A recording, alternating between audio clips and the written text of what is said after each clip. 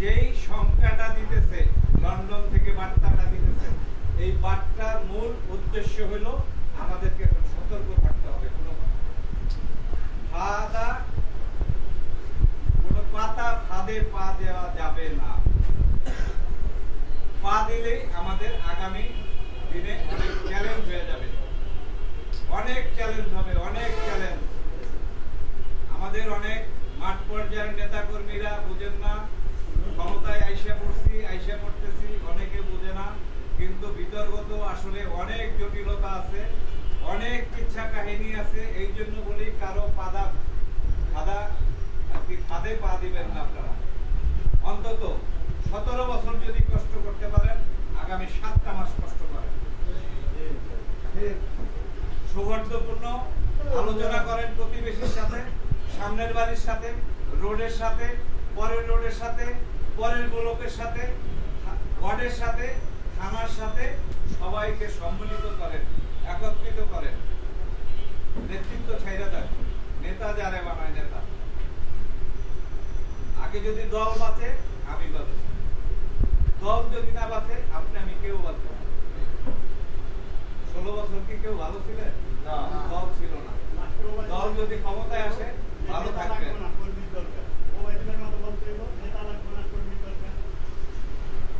এই জন্য আমি অনেক আপনাদের কাছে অনেক দুঃখিত, এই জন্য যাকে অনেক সময় নিচ্ছি এই কারণে যে অনেকে আসলে বক্তব্য দেয়, গঠনমূলক বক্তব্য, কিছু জানার মতো, শিখানোর মতো বক্তব্য, এই ধরনের কিছু কর্মীদের মাঝে তুলে না ধরলে কর্মীরা বুঝবে না আমাদের কেন বলে যে সামনে কঠিন চ্যালেঞ্জ, কোনো হাতে পা দেওয়া যাবে না, এইটাই বাস্তব সত্য।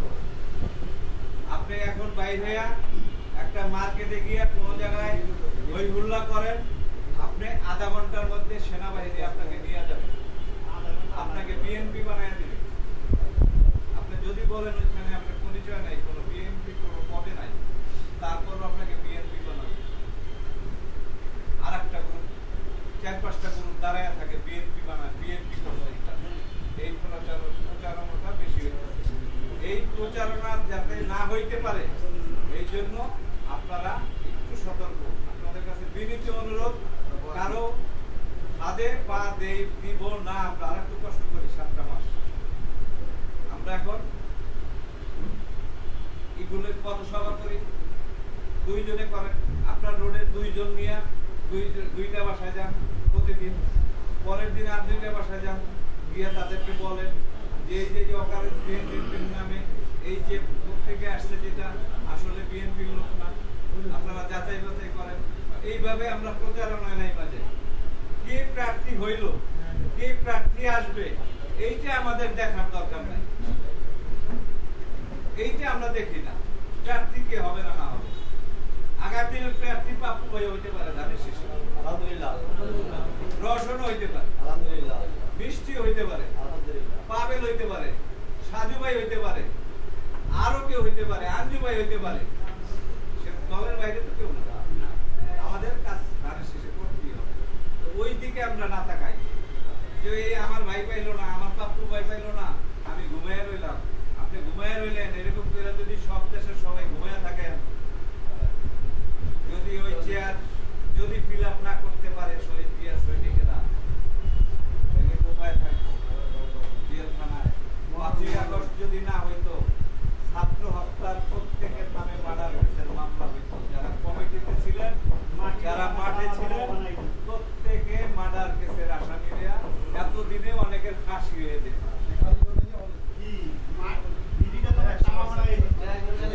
সবাইকে অনেকক্ষণ আমি কথা বললাম, ধন্যবাদ। এটা আমার কথা না, এটা আমার ব্যক্তিগতদের কথা, এইরকমই কথা। আমরা যেন 17 বছর কষ্ট করছি, 16 বছর করছি, 14 বছর করছি, কেউ 29 বছর, কেউ 36 বছর।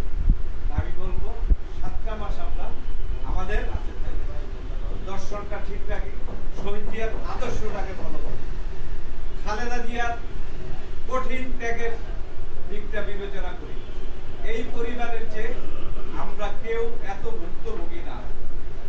কি লাগবে খালেদা জিয়ার? কেন সে 3 বছর জেল থাকবে? তাকে